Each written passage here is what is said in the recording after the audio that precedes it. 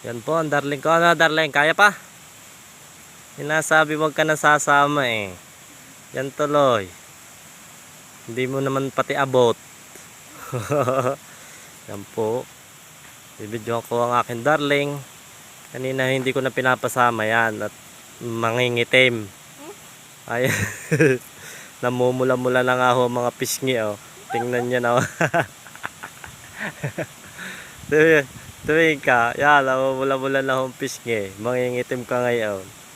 Kala mo, kala mo basta na ang ginagawa sa bukid. Yan po. Ay, ang galing na po ng aking darling. Nakakahaba-haba na ho. Ito ho, nung nadali pa niya. Pungi, hanggang dito lang ho. Yeah, dito nagsimula. Bibidyohan ko ho. Ayun, nakagayan na ho ko siya.